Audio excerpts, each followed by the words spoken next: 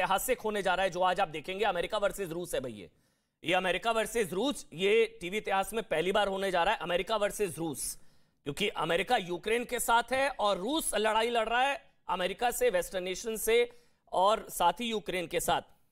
मेरे साथ पुतिन की पार्टी के एमएलए अभय सिंह जी आपको नजर आ रहे हैं, अभय सिंह पुतिन की पार्टी के प्रवक्ता, और साथ ही मेरे साथ अमेरिका में विदेश मंत्रालय के प्रवक्ता जेड तरार जी हैं। आप दोनों का बहुत बहुत स्वागत। सबसे पहले अभय सिंह जी, मैं आपसे सवाल ले रहा हूं, जो पुतिन की पार्टी के एमएलए हैं अभय सिंह, रूस ने चेतावनी दी है कि अमेरिका यूरोप से अपने परमाणु हथियार हटाए, इसका क्या मतलब है? हमें तो लग रहा है कि आप लोग अभी यूक्रेन, अगला नंबर यूरोप के देशों का है, जो चेतावनी दी है आपने अमेरिका को, उसका क्या मतलब है सर? अभय सिंह।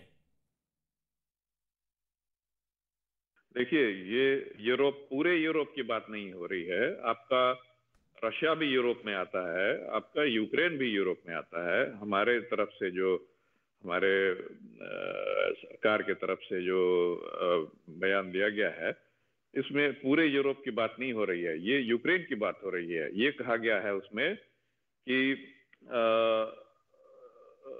यूक्रेन पहले सोवियत यूनियन का पार्ट था, वहां पे पुराने जमाने का टेक्नोलॉजी, पुराने जमाने का बहुत सारा उनके पास, केवल टेक्नोलॉजी नहीं, और उनको न्यूक्लियर वेपन बनाने का पूरा मौजूद है उनके पास सामग्री और टेक्नोलॉजी।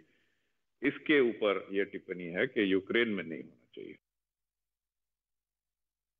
और जेड तरार जी, अब ये एक सवाल आपसे भी, जो जेड तरार हमारे साथ अमेरिका में विदेश मंत्रालय के प्रवक्ता हैं, सर लग रहा है कि आज कुछ बड़ा हो जाएगा कीव में? रूस तो पूरी ताकत के साथ हमला कर रहा है और वो किसी की नहीं सुन रहा, रूस रुकने वाला है नहीं, और भारत को भी एडवाइजरी जारी करनी पड़ी कि आज कीव खाली कर दे। कीव में कुछ हो सकता, मतलब आज रात पूरी ताकत के साथ रूस हमला करेगा कीव पर, ऐसा लग रहा है, फाइनल असॉल्ट, फाइनल अटैक। ये एक बहुत मुश्किल दौर है, ख़ास तौर पर यूक्रेन और यूक्रेन के आम नागरिकों के लिए। तो इसीलिए पिछले दिनों में राष्ट्रपति बाइडेन ने एक नया रिलीज, यानी कि हथियारों का रिलीज उन्होंने बयान किया। उनका $350 बिलियन का उनका एक नया ट्रांच है, और इसके ऊपर हमने ह्यूमैनिटेरियन असिस्टेंस भी कायम किया पिछले दिनों में, ताकि हम यूक्रेन के आम नागरिकों तक असिस्टेंस पहुंचा सकें।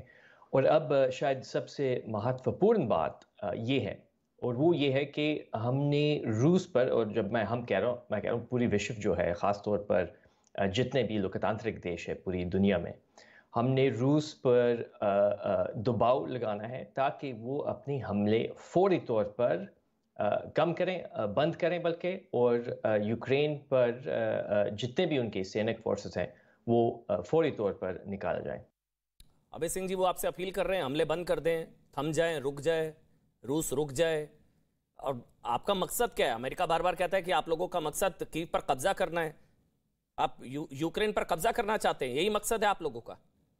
अभय सिंह, ये अमेरिका कह रहा है। नहीं, ऐसी कोई बात नहीं है। रशिया का यूक्रेन पे कब्जे का कोई मकसद नहीं है, कोई प्लान नहीं है वैसा। और जस्ट अभी जो ऑपरेशन किया जा रहा है, इसको आप एक सर्जिकल स्ट्राइक ऑपरेशन का नाम दे सकते हैं। और जितनी अभी जो रशियन आर्मी वहां आगे बढ़ रही है, वहां की सारी आम जनता को उसकी आम जनता की भलाई को मद्देनजर रखते हुए आगे बढ़ रही है। इसलिए ये कब्जा और वार का कोई मतलब नहीं है, ये एक ऑपरेशन है। लेकिन जहर तरार जी, आपसे भी सवाल है, आप लोगों ने यूक्रेन को मतलब अकेला छोड़ दिया, सपोर्ट करते हैं लेकिन ना सेना कोई मदद, ना सैन्य कोई मदद, नाटो देशों ने भी हाथ खड़े कर दिए, वो कह रहे हैं हम नहीं लड़ेंगे भाई रूस से। आप लोग समर्थन तो कर रहे हैं, कह रहे हैं उकसा रहे हैं, भड़का रहे हैं, खुद नहीं उतर रहे हैं, मदद नहीं कर रहे हैं। आप लोगों ने यूक्रेन को अकेला छोड़ दिया। जैद तरार, ये आपसे सवाल, अमेरिका।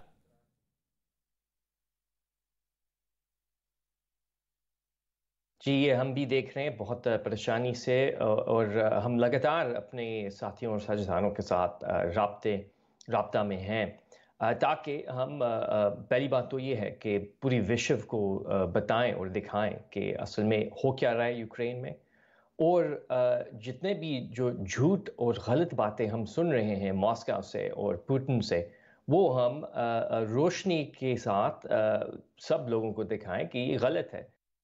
नहीं सर, मैंने सवाल पूछा था कि आप लोग इंफॉर्मेशन वॉरफेयर, डिसइंफॉर्मेशन वॉरफेयर, मेरा सवाल, आप लोग समर्थन तो कर रहे हैं लेकिन आप लोगों ने ना सैन्य मदद, ना नाटो ने हाथ खड़े कर दिए, यूक्रेन को लड़ाई में वेस्टर्न नेशंस ने अकेला छोड़ दिया है। अभय सिंह जी, अगला सवाल मेरा आपसे ये है, 6 दिन में आप लोगों ने हासिल कुछ नहीं किया, ये भी एक सवाल है। आप जितना लग रहा था 1-2 दिनों में हो जाएगा, लेकिन 6 दिन हो गए आप लोगों ने, और ये भी कहा जा रहा है कि जमीन पर हो सकता है आप लड़ाई जीत रहे हो या अब जो भी आप कर रहे हैं, लेकिन डिसइंफॉर्मेशन वॉरफेयर या इंफॉर्मेशन वॉरफेयर में आप हार रहे हैं। आज की तारीख में यूक्रेन जो है वो पीड़ित है, वो हीरो है, और आप लोग विलन बन गए हैं। अभय सिंह, विलन बन गए आप लोग, ये इंफॉर्मेशन वॉरफेयर। ये आर्थिक चोट तो पिछले 8-10 साल से पहुंचाता आ रहा है, और अभी जो आर्थिक चोट पहुंचाने की कोशिश कर रहा है इसके लिए रशिया तैयार है, और इन आर्थिक चोटों का नतीजा जो है वो केवल प्लस में ही आता है। हमारे देश में पहले जिस चीज की मैन्युफैक्चरिंग नहीं होती थी, हम लोग विदेशों पे निर्भर करते थे, आज उसका प्रोडक्शन हमारे देश में इतना ज्यादा होने लग जा रहा है कि हम लोग भी अब उस चीज को एक्सपोर्ट कर रहे हैं, तो ये हमारे लिए और प्लस पॉइंट है। अभय सिंह जी, मगर मेरा सवाल ये पूछा था कि आप लोग इंफॉर्मेशन वॉरफेयर में आप लोग विलन साबित हो गए हैं, लेकिन सवाल जैद तराड़ जी आपसे, आप लोगों ने, फिर से पूछ रहा हूं, अमेरिका को, यूक्रेन को अकेला छोड़ दिया, आप लोग सेना नहीं भेज रहे हैं, नाटो ने हाथ खड़े कर दिए हैं, यूक्रेन को भड़का रहे हैं, लड़ाई में अंत में नुकसान यूक्रेन का ही होगा, जो हाल हो रहा है यूक्रेन में। फिर से वही सवाल है, आप लोग सेना नहीं भेज रहे हैं रूस को रोकने के लिए, अमेरिका की रणनीति क्या है? नाटो ने भी सीधी लड़ाई से मना कर दिया है, तो कैसे रोकेंगे रूस को, पुतिन को?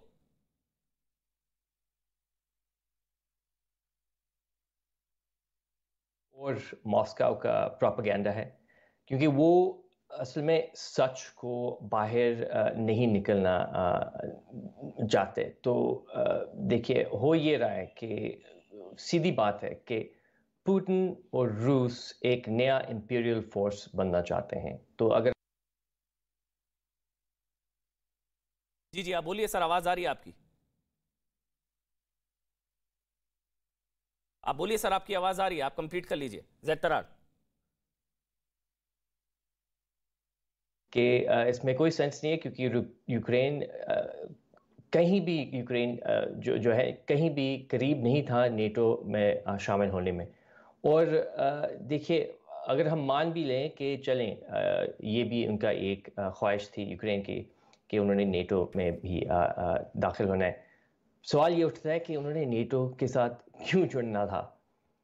क्योंकि नेटो एक डिफेंसिव अलायंस है, और डिफेंस आपको क्यों चाहिए? क्योंकि आपके जो पड़ोसी देश है रूस है, और वो आप पे कभी भी हमला कर सकता है।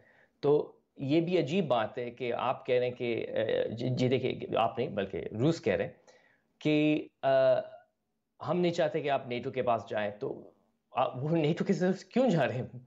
नेटो की तरफ इसलिए जा रहे हैं क्योंकि आप अपने पड़ोसी देश पर हमला करते हैं।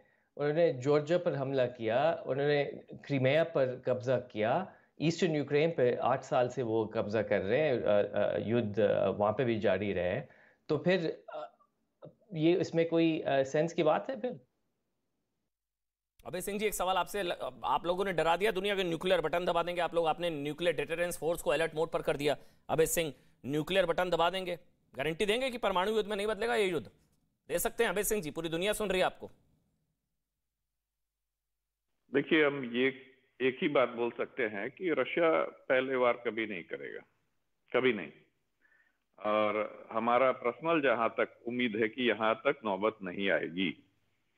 और लेकिन अभी जो हमारे राष्ट्रपति का जो निर्देश आया है रक्षा मंत्री के लिए, ये हमारे देश की जनता, उनकी सुरक्षा को मद्देनजर रखते हुए किया गया है।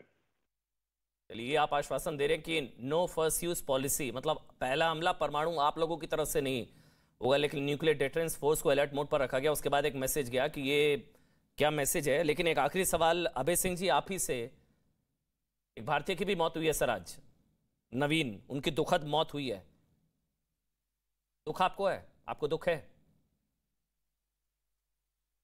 हाँ, ये तो बहुत ही दुखद घटना है, बहुत दुखद घटना है। देखिए, मैं आपको बता दूं कि इस घटना से 2 दिन पहले हमने वीडियोस देखे हैं। यूक्रेन में यूक्रेन के बॉर्डर सिक्योरिटी फोर्स ने कितनी बुरी तरह से इंडियन स्टूडेंट्स लड़कियों को पीटा है, लात से मारा है, जमीन पे लिटा के मारा है। वो रशियन फोर्सेस बहुत बुरी तरह ट्रीट कर रहे हैं इंडियंस के साथ। तो इसका कोई कारण है, वो इंडिया पे नाराज है। बहुत बहुत धन्यवाद अभय सिंह जी आपका, और जेड तराट जी आपका।